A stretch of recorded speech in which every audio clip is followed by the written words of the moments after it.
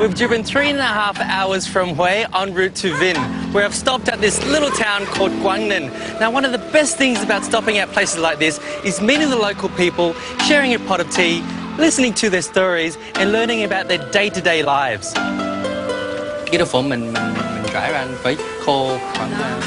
This little cafe is owned by the Drang family. They told me once a year this area is flooded by king tides, and amazingly, everybody lives perched up on these tables and cupboards until the sea water subsides.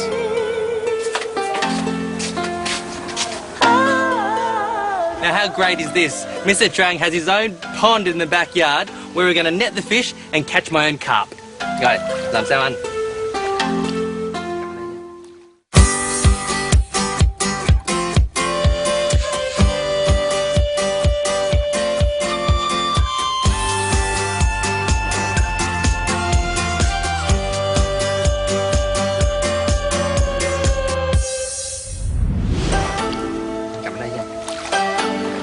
Well, that's a really good one. That's around 600 or 700 grams. That would grill really, really well. I'm excited about that.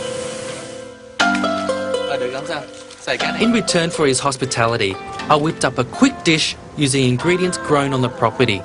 I grilled the fish with wild beetle leaves, made a simple dressing using ginger, garlic, chili, sugar, fish sauce and lime.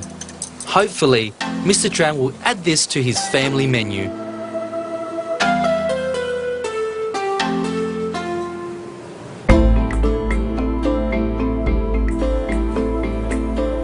One more place to visit before my main destination of Vinh.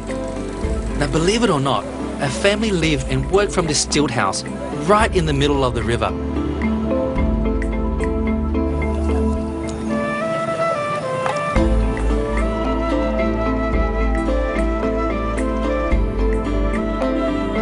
I've woken up super early this morning to see how the Pham family live.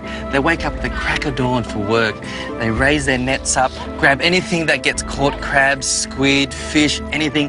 Now, it's hard to comprehend, but they actually live in this little stilt floating wooden hut here. Electricity cord to the main electricity. I think it's homemade. It's quite amazing, isn't it? And the whole family lives in here. Mum, dad, grandfather, and a couple of kids. Incredible.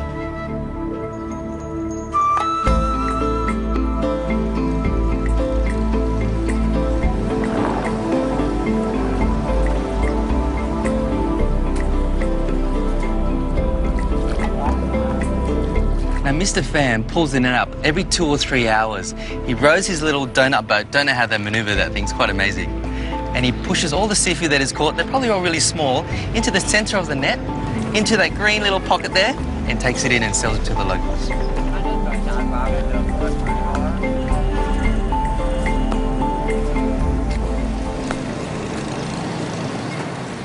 It was quite amazing to see how local fishing families live around here. Getting the canoe out there into the net, it's actually so peaceful and serene. I really, really enjoyed it. Now, Mr. Pham only caught some little crabs, so I went out to the market, fresh seafood market, met all the local ladies there who were really, really lovely. They had tiny baby calamaris that were so fresh, little prawns, and you know what, I tried to haggle with them, but they were really, really persistent on not reducing the price, which I was quite surprised about. Anyway, at least I tried, right? In Vietnam, there's dishes that change throughout every region. Now, I thought my traditional gan chua recipe had lots of tamarind and tomato, pineapple and okra, but that's it. But in the centre here, they actually add more to it and it changes. So in central Vietnam, we've got pickled bamboo, we've got green banana, and we've also got okra as well and elephant's ear stem. Here I'm cooking a typical central style gan chua. We've got fish broth in here, simmering away. I'm going to add some sugar to that. Some tamarind, so the tamarind gives this tart flavour to it. So that's going to balance out the sweetness. And you've guessed the third one, some fish sauce. And just taste as you go, okay? Now the idea is to get those three flavours balanced well, all right? Okay, now to add to the sourness, pickled bamboo, pickled in salt, vinegar, and a touch of water. Throw that in. Now, pickled bamboo, I love using because it's very textural. Throw it in salads as well, or soups like this. I like the tartness in this green banana. Basically this, peeled and thinly sliced. We can use this in rice paper rolls or salads and soups. Yum. Throw that in. Now the pineapple in Vietnam, they're quite small, but they're so incredibly sweet. Baby calamari, tiny little things. I don't even peel them. Just keep the skin on, texture, and it's sweeter. Throw that in, handful of those. Some prawns, because they're quite small and juicy, I've left the shell on, but I've trimmed the head and a few of their legs. Handful of those as well. This doesn't need to cook for long, the seafood. Mix that up. Now whilst that's cooking and simmering away for another 2 minutes, here I have elephant's ear stem. Now it's called an elephant's ear stem because the actual leaf of this stem looks like a big elephant's ear. Now that's why they call it that. Now this is quite spongy. It absorbs all the flavour and all the soup that I put in there. I'm just going to trim this a little bit. And all you need to do is peel the skin as well. Quite amazing. Peel that off. I'm going to finely slice this. Now eating this raw, you can hear the crunch, can't you? Once I put it in here, it just soaks all the juice up. Throw it in my soup. Bit of okra, trim the ends off, and slice it diagonally. Into the soup. Throw the tomatoes in as well. Now in Vietnamese cuisine, you always have to have a few dishes on the table. You got to have a meat dish, a seafood dish, a vegetable dish, and a soup dish. Now this is a clear soup, just to balance out and have that yin and yang. I'm going to chop up my fresh herbs. Rice paddy herb, one of my favourite Vietnamese herbs, grows in the rice paddy. Very fragrant.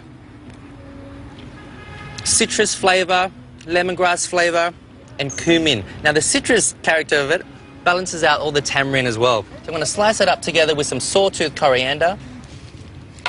Slice that up, not too fine. Bit of chilli.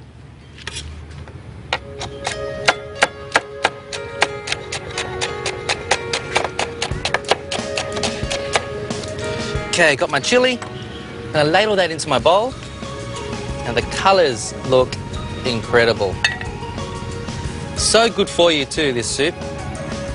This is comfort food for me. I'm going to garnish that with my fresh herbs, some chili, some fried garlic chips, and just a touch of garlic oil as well, just on top. Now there you have it. Tamarind broth with calamari, prawns, and pickled bamboo shoots. Canh chua, hải sản, măng chua. Muốn thử không? Thử không? Thử đi, nè. Đây. Thử đi. They don't dare try it, but I'm going to force them. Thử! Nhanh! Thử! Nhanh! Thử đi. Nói ngon đi nha. Ngon không? Ngon. I actually forced him to say it was good as well. Yeah, very good, very good. Pay you later. Okay.